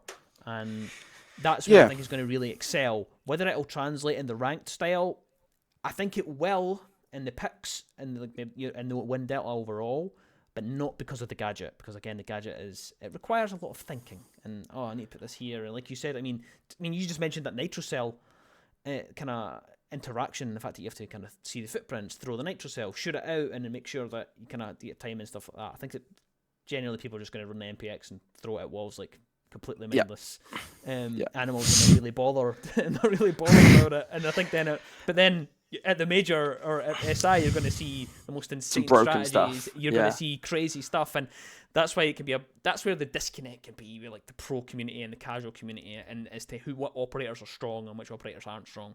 And I think that Tuberel is going to be in that conversation. I think. Yeah, I mean it's been interesting seeing like how these defenders have sort of gone through the season, because like Fenrir, very high ban rate. Yep. I think he's the most banned defender on PC, at least. Obviously, this is PC statistics. The defender statistics, the console, sorry, is pretty similar. It's Capcan and then Fenrir. Yeah. Capcan bans. But again, that doesn't sort of turn back into win delta or wins necessarily. And same for Azami. And it's again because you mentioned these operators. Sort of, you have to like think a little bit more about where you're placing them. The Keybers is a lot more of a thing in competitive, where it's now forcing out the sort of burn of explosives, whereas in ranked, someone's just going to swing it anyway, and if you lose your gunfight, unfortunate sucks to suck. Yep. I think the high presence is likely, and then people will just go like, occasionally they'll go, oh, this thermite's opening a breach. Nope. Yeah, exactly. It's a weird one. It's a weird one because I think it'll be higher than Fenrir's, because I think he has a slightly better loadout, the invitation and the nitro cell. I just think Fenrir is more annoying. Like I think as well. Yeah. I think his ban will stay higher just because he's miserable to play against. We know that his ban will stay high. Yeah, absolutely. Yeah. I think that realistically, you're not banning an operator because of their loadout's good.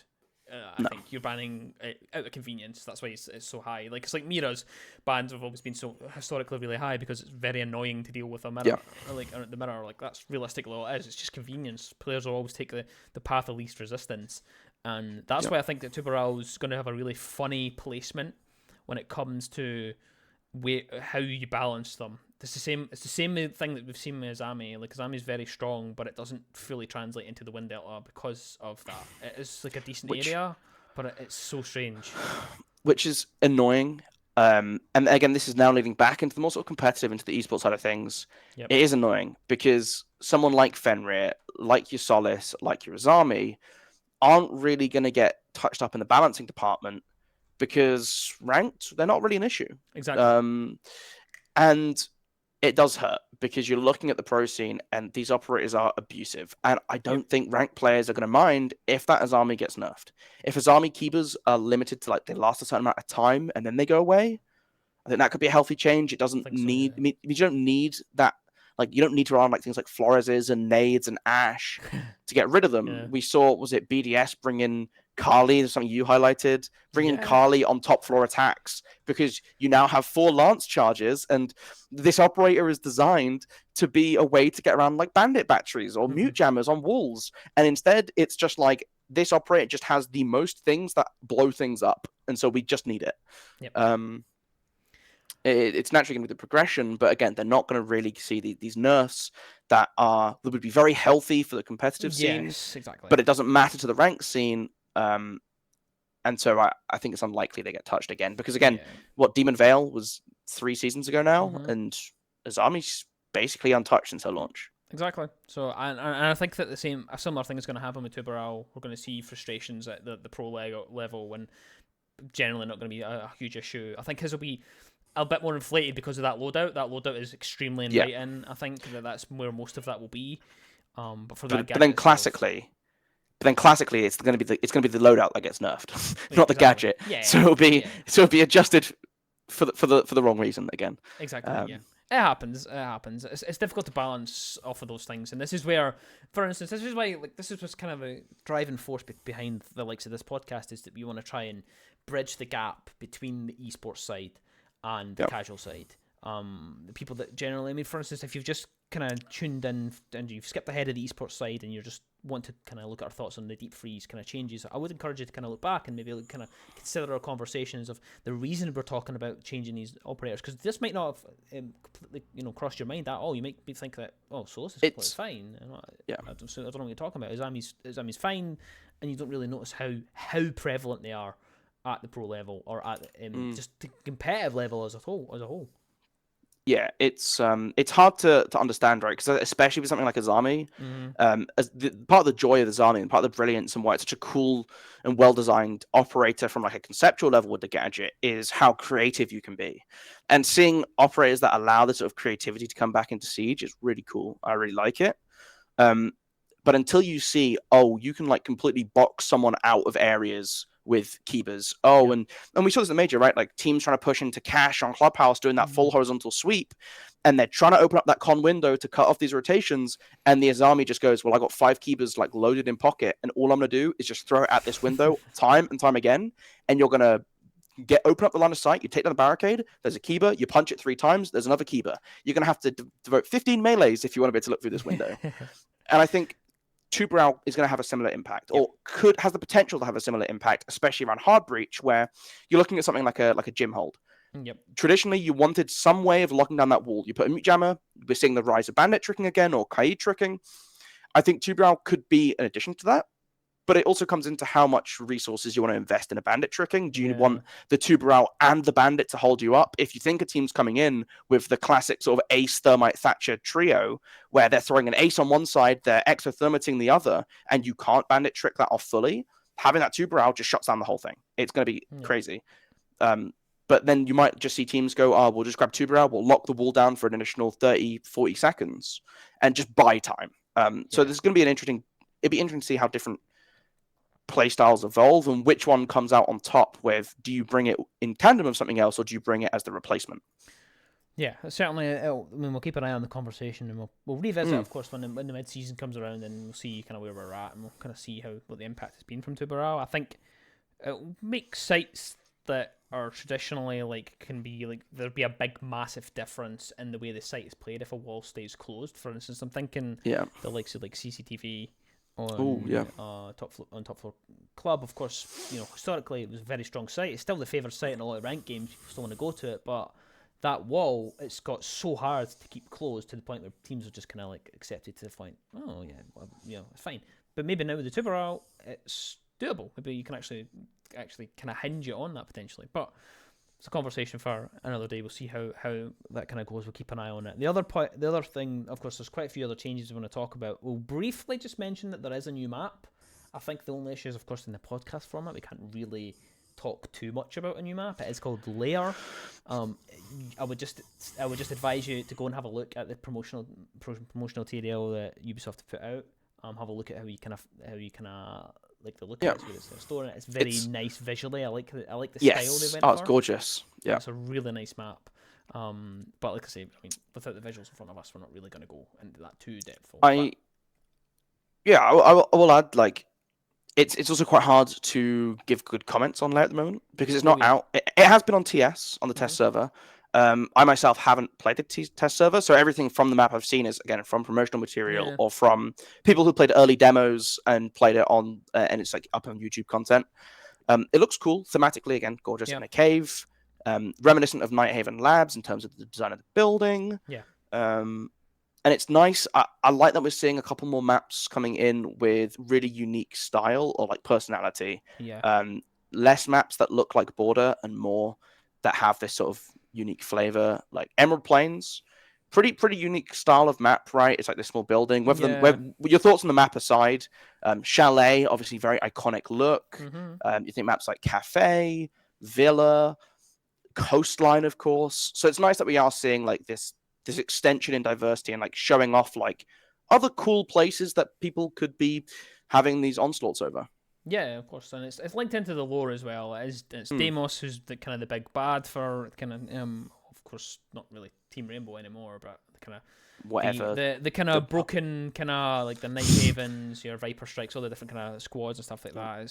It feels very Avenger-esque because it's where we kind of feel like we're setting up different movies, and then eventually we're going to come up against the big bad, of course, and he's in a in his lair, that's basically what it's set up to be. And I would advise you if you want kind of more lore aspect stuff like that, we'll maybe touch on a few things here and there, but that's not really where we're very much kind of leaning in the esports side of things. If you want kind of more lore kind of side of the kind of coin, I would suggest people like Kudos, Titanium Rolo, content creators that kind of focus on the lore side. But moving on kind of from the map, there is a few other changes that are let's say massive.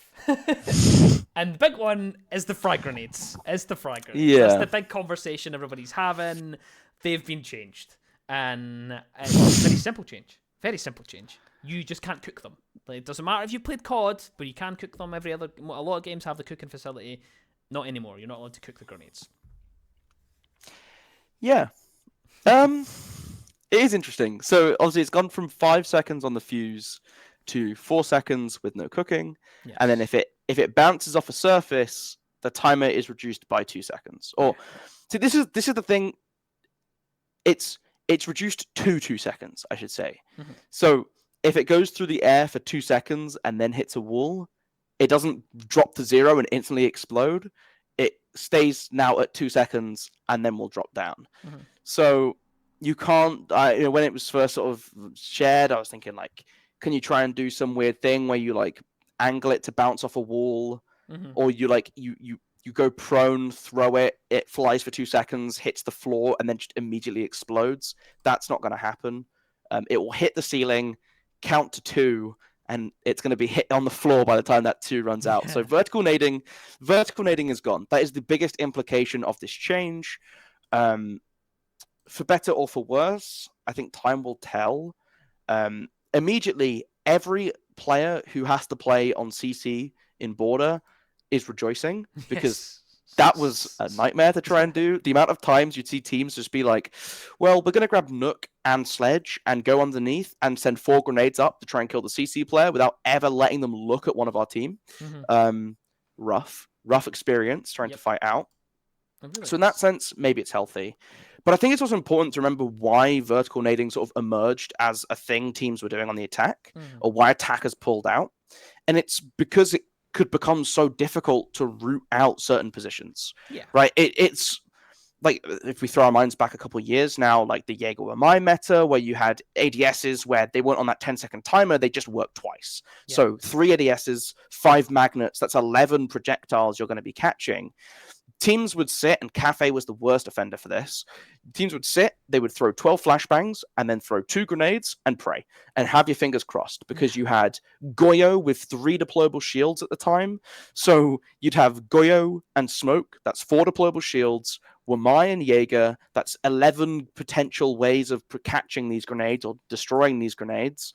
The whole meta was shifted around it. Yeah. And this was a nice little way for maps like Villa, Clubhouse, where you have these soft floors underneath you, where you could go beneath and you could bypass all of this utility. And it was a healthy way to get around it. Today, people have gotten so efficient on it, so good at it, that that's why they've had to change it. And I do appreciate as well, it's worth a little bit of a read that they did try out different methods for what they wanted to nerf it. They talked about like non-lethal, yes, or it wouldn't kill, like you only got 1 frag grenade rather than getting 2. I think this change is better than either of those. Yeah. I have to see how it plays out. I'm not sold on it just yet, but ever since this announcement's come out, especially in the last week with the sort of delay, it's been really funny watching every nade kill that has happened in leagues that are going on at the moment, and I'm thinking like, unfortunate. What was the one we were watching the other night? It was E2 and Flacco. Sorry to name drop you. Naded himself messing up the fuse timer. Yeah. Unfortunate. I believe the casters at the time said, bet you're wishing the season rolled out earlier, because otherwise you'd be alive. So it will be interesting to see. Yeah, it certainly will. It certainly will. And I think that, we have to see how it plays out. I think I'm already on board. I think the reason being is, it's always frustrating when something's kind of taken away and you can't use it as much anymore, but it had to be done. they were just kind of bouncing between, and it was almost. I mean, we've seen, of course, Ayana. She lost some, and her pick rates dropped down. We've seen gridlock on entry, which is something I never ever want to see ever again in my entire life. I do not want to see 3-armor. I think she's still 3-armor. She's still 3-armor, yeah. On entry ever again. I mean, for instance, come back to the esports conversation with Spoit on gridlock at sometimes, and I never want to see that again. Right? Yeah. I never want to see teams forcing themselves into or pigeonholing themselves into picking an operator because they've got needs. I don't want to see that, and I think that this change will make a difference to that. And if we need to deal with a little bit of frustration for time because of it, then that is the case. But there is that kind of shining light that a lot more people get it. So a lot of people are getting added the frag grenades. You've got frag grenades again. You've got the likes of IQ. You've got Lion. You've got Sense. Osa as well, which is one that's going to be interesting. Of course, pairing that up with the shield and stuff, and Blackbeard getting there's a few kind of changes in line with that coming along with who gets them, and I think that it's going to be a very strange start to the season. I think. The only one I hate is Blackbeard getting nades. I just why are we incentivizing people to play this just like horrible operator?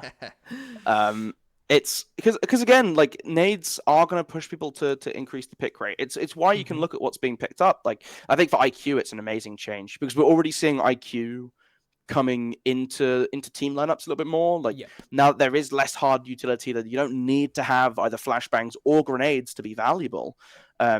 She's been able to find some lineups, especially with the rise in things like IQ, in Valkyrie, and Echo coming through a little bit more. And now obviously having extra value and being able to spot out things like where these FNATs are placed ahead of time, so you can figure out your pathing a little bit nicer. That's been really cool. And so to now give that extra tool to help IQ with dealing with things that aren't just like a gadget you can just shoot out is cool. It's cool to see, and it's a lovely little boon for her. Sens as well, I think just needed a little bit more, right? And just need a little bit more to incentivize pick rate. And I think giving it to operators whose gadget isn't always universally applicable, is a nice way to diversify it and spread it around the R6 roster without just making it be a whole thing of everyone just has it. But I think that would have been my ideal balancing change in the first place, right? So it's like I almost would have wanted to see what happens if you give like Sens, maybe IQ, you take it away from Sledge. So now you're looking at operators like Finker, Gridlock, Sens, operators with the hard breach, with the frag grenades. Glaz still has your frag grenades. How does that look in a old nade environment? I don't know. I think if you took nades off of Sledge, I think you'd have a riot on your hands. So I can understand why they didn't. That would have been my only other maybe suggestion. But otherwise, I really like that they're giving it out a little bit more, and I like who they've given it to. I'm a little bit lost for words. Just because I've had a notification just pop up just in front of me from Bolo saying I'm back. We will on DZ. We'll not talk about it now. We'll unpack that in the next episode. We'll continue on where we are. You can't do that. We'll unpack that another day. That's for discussions for another time. We're firmly in our flow for that. But anyway, back to the point of the operators we're talking about and the way they've changed things. Sense, of course, getting and IQ getting that. I like that kind of description that you used, and the operators that you are not kind of universally used and more specific to stuff. I've always been a big IQ enjoyer. I don't think that she's needed changes. I know some people have been like, oh, IQ needs kind of buffed or something like that, but no, she's got a specific use, and I like operators that have specific use, and I think that it's the kind of good way to kind of incentivize people to pick them. A couple of sleeper changes, like one, I'd like to kind of point out that are maybe going to buff a few people that are potentially people not kind of quite ready for. Capital. I think Capital currently on a personal level is one of my favourite operators in the game. Him getting the option for EMP impact nades will just make it even better. He has the hard breach gadget as well. He's just so versatile just now. He's just such a good operator. I absolutely love Capital, and I think that him getting him as well. Grim, another one who we've seen a rise already in pick rate just because of the changes to his gadget. Those, by the way, those bees are a nightmare. I'm a smoke player. I've dealt with a lot of hassle in my years, people throwing stuff at me, but those bees, man, they just set me off. every Yeah, time. It's sensory overload. It's yeah. not even. I don't even care that you know my position. I'm playing smoke behind the shield. I know it's gonna happen, but it's just the bees, man. Like it's genuinely like that Nicolas Cage meme. It's a joke, but. There's a few changes, kind of. I mean, Grim loses a lot of damage on their commando as well. I don't think that will Yeah. affect them too So, much, but I think the relevant thing there is that they are losing their breaching charges, whereas Capitao isn't. So for Grim, it's a replacement, whereas for Capitao, it's like, hey, you just get this extra thing that you can have. Yeah.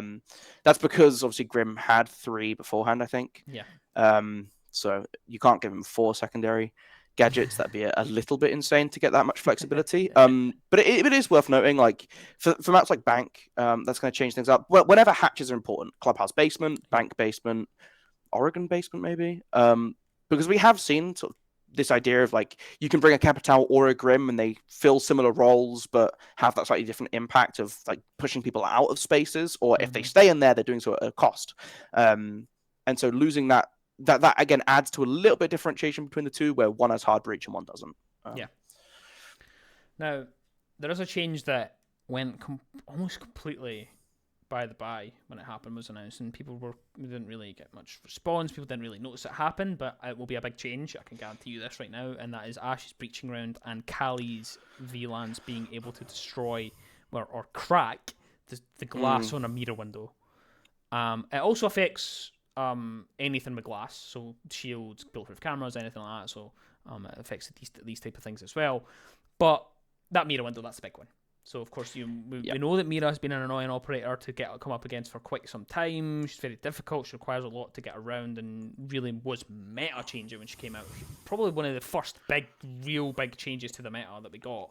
And she's always been strong. Even with her change, you can melee it. She still remains at the top. She still remains one of the most banned operators.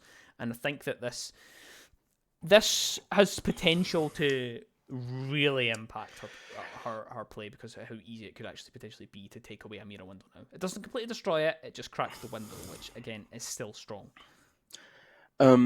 Yeah, I think so the reason for this, which I add, is that it's like drilling projectile. So it's a bit weird. It doesn't change the properties of either gadget in any way. It's a classification thing. I think immediately there's been some speculation that maybe this is something about the next operator that's coming along, in terms of properties of drilling, or a later defender down the road. Maybe that's true. We've seen in the past where they've made changes a couple seasons in advance so that something's in a more healthy state for a later addition. Obviously, it affects Maestro Evilize as well. It affects bulletproof cameras. Neither of those matter because they're also getting blown up at the same time. So this is like one of those weird things where it's like, it's just the interaction. Fundamentally, it's great, but like on paper, it's like whatever. But it means nothing. Ash looking real good. I remember when Zofia was obviously a lot bigger. I was a big sort of like, if you have one or the other, you should always bring Zofia over Ash. And this was just after Ash lost her flashbangs the first time. So she loses flashbangs. Zofia at the time was sitting with 4 concussive blasts and 2 explosives, later to 3, later to 2 concussive blasts. And now you're looking at the 2 of them again. I think Ash is now the go-to between that duo, especially because Zofia is now a 3 armor operator. But again, this is like a lovely extra buff for Ash, and it's been a few years since Ash has been the a go-to operator. She's been creeping in for a wee bit. She has been, but not where she was before, where she was every round. And that's good. That's good. I'm not saying we need Ash back every round, but it's cool to see an operator who was very integral to the game's identity early on. Yes, getting a little bit of love. I'd like to see that, which is nice. The only other operator getting a change, to kind of cover off the rest of the changes, is your boy Maestro. He's snuck in there with a little change. It's a needed one, and of course the way that they've worded it is that he's been indirectly nerfed by quite a lot of different changes around him that have unfortunately just made him fall well out. I mean, he was at one point a really strong operator to bring. Of course, he had the ACOG on that LMG, I remember way back. It was incredible stuff. Its hip fire used to get more accurate the more you shot it. Yeah, it was some stuff that used to be in Siege. Shut I suggest if you're kind of newer to Siege, I suggest you look at some of the stuff that used to be in it. Some of the wild stuff. Wild. Anyway, the change to Maestro, he goes up to 3 evil eyes from 2. I think that's what he was on originally. What was it originally 3? No, it's always been 2. It's always been 2. I felt like when with the other change as well is that the battery is now 6 seconds from 5, and overheat is 6 seconds as well. So it means that he can kill like a one armor operator fully in one go. Doesn't need to redo it. So nice little change. I still think that it won't actually make too much of a difference. I think he's just too far gone out of the meta and the risk reward Flores Brava combination and loads of needs. I think there's just way too much for that to be kind of justified. Maybe the 3 cameras might make a difference, but just take Falk. Yeah, it's a shame because I think Maestro might still be my most played. Obviously, all the API trackers went down a couple seasons ago, so it's a bit harder to tell. But at the time, he was by far and away my most played defender. And it was really fun to play, right? You stick up your cameras, you zap people to death, and then you have an ACOG to lean back on an LMG, which is to this day still busted. But again, it's just so easy to deal with these days. Brava, especially, I think was the final nail in the coffin for Maestro. Absolutely. Just because it's an awkward gadget to get rid of. That's the whole point, is that it's very obvious. It's this big white bubble that you have to stick on a wall and everyone can see it and everyone knows that a bit of explosive will get rid of it. But you don't have access to that on defense. You kind of were forced into this weird thing. If you want to play Maestro and they can 6th pick onto that Brava at any time, you kind of need those impact grenades, or at least one impact grenade left in pocket, so that if you lose it, you can actually get rid of it yourself. Because otherwise, it's a pain. So 3 to 2 is a nice little quality of life change. I still think you have to be a little bit cautious from Bravas. But if you can avoid that, obviously it's still going to be brilliant. Maestro just is best during metas where there's lots of things you need to destroy. So that the evil eyes are placed at a lower priority. If you've got 3 deployable shields and now 3 evil eyes and 3 banshees and lots of like Jaeger ADSs to burn through, they become very strong. But we're currently in, and this is for the better, I think the game balance-wise is in a great state. But for Maestro specifically, he needs to be in that sort of condition where there's so much else that's drawing and depleting the utility on attack that you then are left with these evil eyes that can be annoying and successful. And because we're in more of a phase of, it's all about these operators who have very impactful but short-lived utility, the evil eye isn't massively impactful in one short burst. It's like the longer it goes, the more value you will be able to get from it potentially. And that's not currently where defense needs to be to deal with the way that attack is playing and the way that attacks can be successful. So unfortunately, Maestro, a bit out of the meta, but I'm okay with that. I don't think every operator needs to be always available. Like, you can still play Maestro, and I still play Maestro from time to time, but it's okay that they're not always going to be perfectly balanced. Sometimes they're going to be in a phase where that operator isn't doing great in the context of the game, but that context will change, and maybe we see Maestro come back again. But I don't think this is the change for it.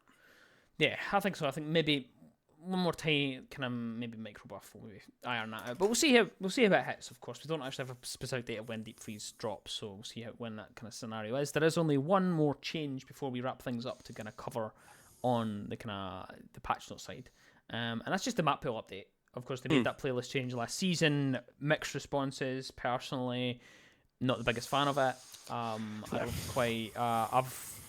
My in-game time is actually decreased because of it. I used to play a lot of. I used to basically play ranked, get my whatever rank I wanted to get, and then spend the rest of the time in unranked with my friends, just kind of sometimes playing strats, sometimes just messing around, and having that kind of taken away. The standard playlist has been a struggle for me personally to play, and given that it has some of those maps that you don't want to play, especially for 40 minutes. I don't want to be sitting on yacht for about 40 minutes and locked in and forced to play it, because of course it is the same. You get the ban and stuff. So the change that they've made is that the standard map pool now mirrors the ranked map pool, which is what in-ranked used to be.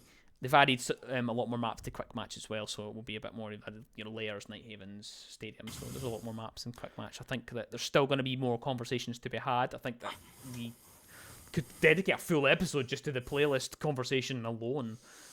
Yeah. as to how much there is actually to break it down. I think though that'll be a nice quality of life change until they kind of decide what they're going to do with it. I suspect they might have to change that one in the future though.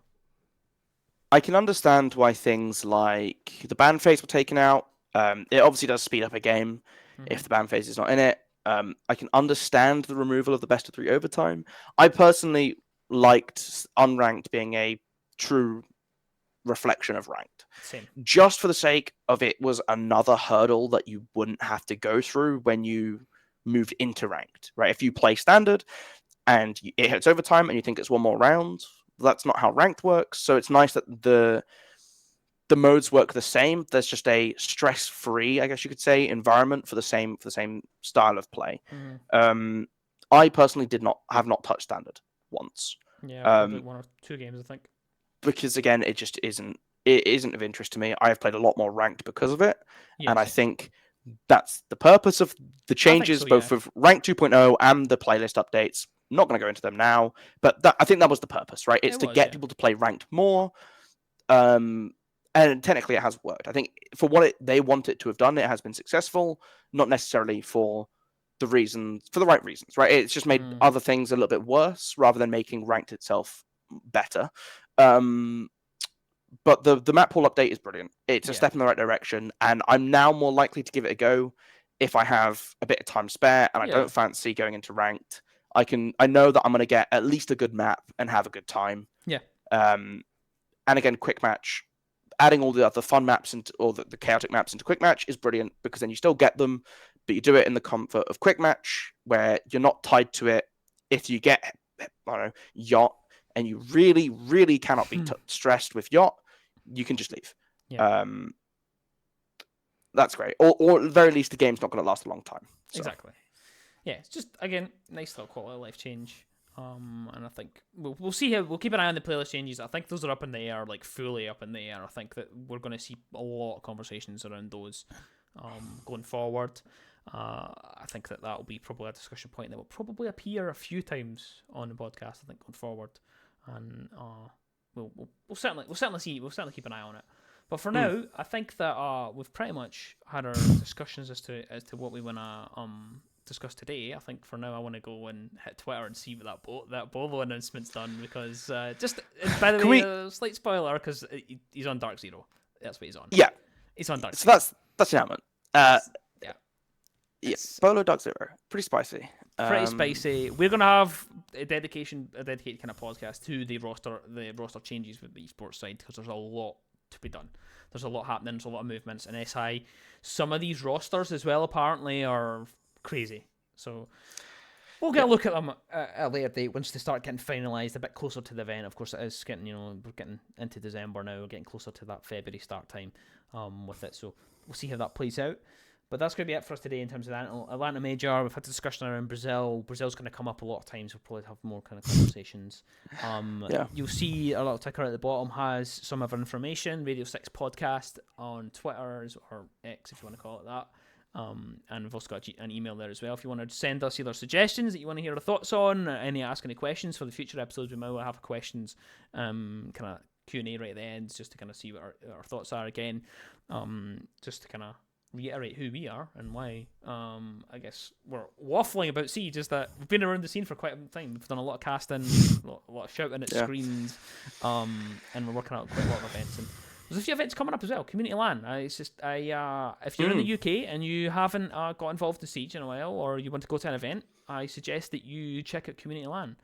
It's going to be held in London. It's in February, and we're going to be there. We're going to be casting the event, so get involved with it. But that's going to be good fun. Pretty much it from us today. Is there anything you want to add, Golo, before we head? I don't think so. I think we've hit on most things we've meant to hit on today, and a few things we probably hadn't intended to hit on today. So yeah, I think it's been good, but it's been nice to just be able to ramble. Yeah, freely. I mean, I think our biggest credential is that we spend 5 or 6 too much time a night probably watching Siege and just waffling. So we thought, you know what, guys, we'll involve you guys as well. So whether you're watching this on YouTube, listening to this on Spotify, hit us up on either Twitter, again X, if you want to call it that, but I suspect that's not going to stick for some time. And or Never. drop us an email. I don't think we'll ever get there, but it is what it is. But thank you very much for tuning in. I'm Chambourine, joined by GoluMolu. You've been listening to the Radio 6 podcast, and we'll see you guys in the next one. See you later. Bye-bye.